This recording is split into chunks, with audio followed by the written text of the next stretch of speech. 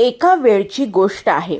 एका गावामध्ये एक 10-12 वर्षांचा मुलगा आपल्या आई-वडिलांसोबत राहत होता. एक दिवस तो मुलगा खूप वर्षानंतर आपल्या आजोबांच्या गावी जातो. तिथे गेल्यावर प्रत्येक क्षण तो आपल्या आजोबांसोबत खेळत असतो. खेळत असताना एक दिवस तो आपल्या आजोबांना बोलतो की आजोबा, जेव्हा मी मोठा होईन तेव्हा मी खूप जास्त यशस्वी व्यक्ती होऊन दाखवेन. तुम्ही मला यशस्वी होण्यासाठीचे काही पद्धती सांगू शकता का?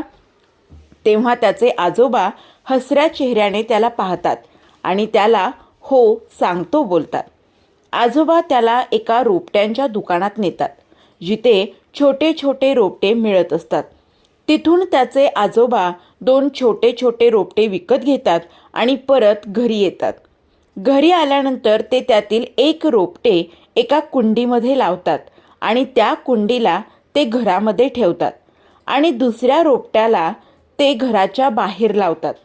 मग ते आपल्या नातवाला विचारतात की तुला काय वाटते, कोणते रोपटे भविष्यात एकदम चांगल्या पद्धतीने मोठे होईल? मुलाने थोडा विचार केला आणि त्याने आजोबांना सांगितले की आपण घरामध्ये जे रोपटे लावलेले आहे ते एकदम चांगल्या पद्धतीने मोठं होऊ शकेल, कारण ते आपल्या घरामध्ये प्रत्येक अडचणींपासून सुरक्षित राहील. आणि जे रोपटे आपण बाहेर लावलेलं आहे ना, त्याला बऱ्याच गोष्टींपासून रिस्क आहे, जसे की सूर्याची प्रखर किरणे, वादळ, वारा, पाऊस आणि जनावरांपासून सुद्धा त्याला धोका आहे. त्याचे आजोबा हसले आणि बोलले की भविष्यात बघूयात की या दोन्ही रोपट्यासोबत काय होते. परत 4 वर्षानंतर तो मुलगा आपल्या आजोबांच्या घरी जातो. आजोबांना भेटल्यानंतर तो पुन्हा त्यांना विचारतो की आजोबा, शेवटच्या वेळी मी तुम्हाला विचारलो होतो की जीवनात यशस्वी कसे होतात, परंतु तुम्ही तेव्हा मला काहीच सांगितलं नव्हता, परंतु आता तुम्हाला मला सांगावेच लागेल.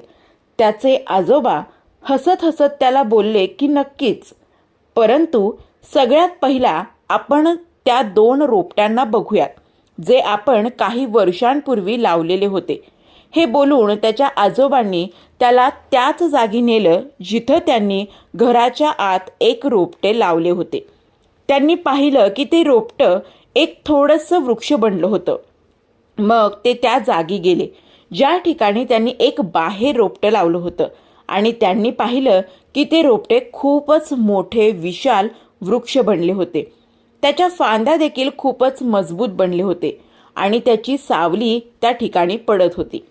आता त्या मुलाचे आजोबांनी त्यांच्या नातवाकडे बघितले आणि त्याला बोलले की आता सांग, कोणते झाड जास्त मजबूत आणि मोठे बनले आहे, कोणते रोपटे जास्त यशस्वी झाले आहे.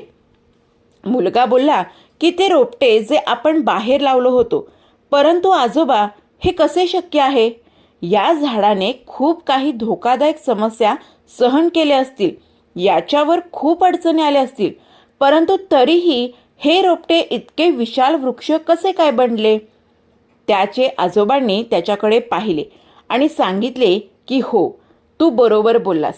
जे रोपटे आपण बाहेर लावलेलो होतो त्याने खूप अडचणी सहन केल्या असतील आणि त्या अडचणींचा सामना करत करतच ते आता इतकं मोठं आणि विशाल बनलं आहे आणि ते आता त्याला हवं तितकं त्याच्या फांद्यांना मजबूत करू शकतो.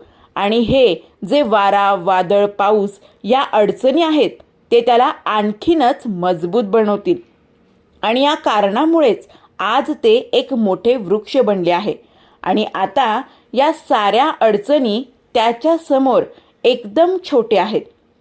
परत आजोबांनी त्याला पाहिले आणि त्याला बोलले की बाळा, एक गोष्ट नेहमी लक्षात ठेव, जोपर्यंत तू तुझ्या जीवनात स्ट्रगल करणार नाहीस, जोपर्यंत तू अडचणींमधून जाणार नाहीस, तोपर्यंत तू तुझ्या जीवनात यश मिळवू शकत नाहीस. जर तू तुझ्या जीवनात नेहमी आरामदायी गोष्टीच पसंत केल्यास तर तू तुझ्या जीवनात तितकी ग्रो कधीच करू शकणार नाहीस जितकं तू करू शकतोस. आणि जर तू प्रत्येक अडचणींसाठी तयार राहिलास, नेहमी स्ट्रगलसाठी तयार राहिलास, तर कोणती पण मंजिल गाठणे तुझ्यासाठी अशक्य असणार नाही आणि मग मोठी मोठी संकटे पण तुला छोटे वाटू लागतील. हे ऐकल्यानंतर त्या मुलाने एक मोठा श्वास घेतला आणि त्या मोठ्या विशाल वृक्षाला पाहू लागला. त्याच्या आजोबाचे शब्द त्याच्या डोक्यामध्ये फिरत होते. मित्रांनो, समस्या, अडचणी, संकटे या गोष्टींना आपण आपले शत्रू मानतो, परंतु याच समस्या, याच अडचणी, संकटे आपल्याला मजबूत बनवतात आणि आपल्या जीवनात आपल्याला खूप यशस्वी बनवतात.